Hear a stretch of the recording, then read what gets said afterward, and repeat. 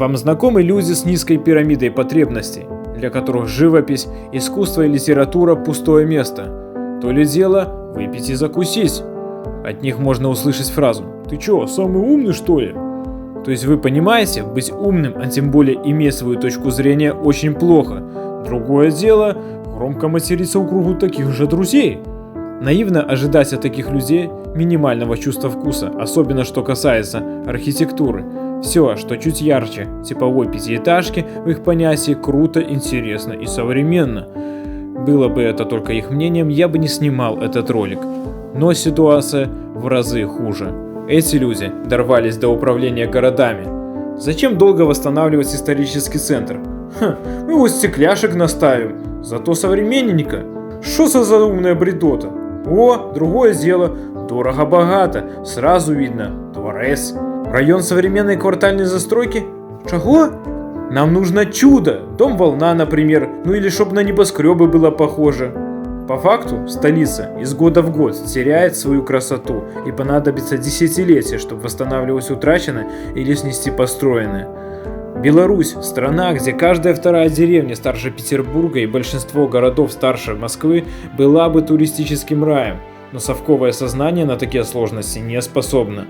Еще в 70-е ради уродской многоэтажки была снесена старая Немига, да и площадь Свободы, верхний город, все то, что мы любим, жертвы советского бульдозера, восстанавливали только в нулевых. Целые районы уютного города уничтожались во имя светлого социалистического будущего. Наследство от СССР нам достались как ГОСТы и СНИПы, уродующие город, так и поколение управленцев, уровень которых я объяснял в начале ролика. Лебеди из покрышек, сфинксы и пирамиды из картона для колхозного сознания важнее сохранения исторической застройки. Да чего же хорошо, а? Да чего же задумка глубокая? Это какой-то позор.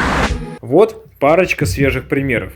В Червине решили не заморачиваться с реконструкцией краеведческого музея. Построят новый, по образцу старого. Это как если бы художник первого курса срисовал Мону Лизу и выдавал бы ее за оригинал. Подобные варвары искренне считают, что лучше нас знают, что делать с городом. В Витебске, вдумайтесь, ради строительства теплотрассы, Карл, не было больше места под эту вашу теплую трубу. Варвары уничтожили остатки гостиницы Брози. Здесь жила жена Марка Шагала. Дом был изображен на его всемирно известной картине. Остатки наследия не представляют ценности?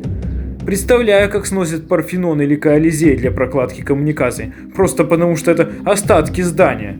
Стеклянная пирамида витебским властям, уверен, в разы ценнее, чем память о великом художнике. Подобный вандализм регулярно, медленно, но верно уничтожает красоту городов Беларуси. Что может изменить ситуацию? Первое. Нужно менять общественное мнение относительно городов и исторического наследия. Сейчас многие люди просто не знают элементарных вещей.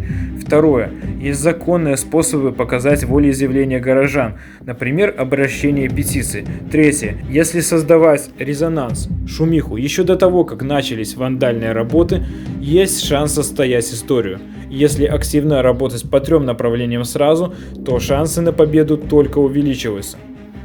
Город – это место, где мы живем и проводим большую часть времени. Безразличие только на руку приспособленцам. В описании под видео я оставлю ссылку на сайт с городскими петициями. Добавьте его в закладки. Регулярно подписывайте обращения касательно сохранения уютного города. Рассылайте эти обращения друзьям. Не будьте равнодушными. Всем хороших новостей.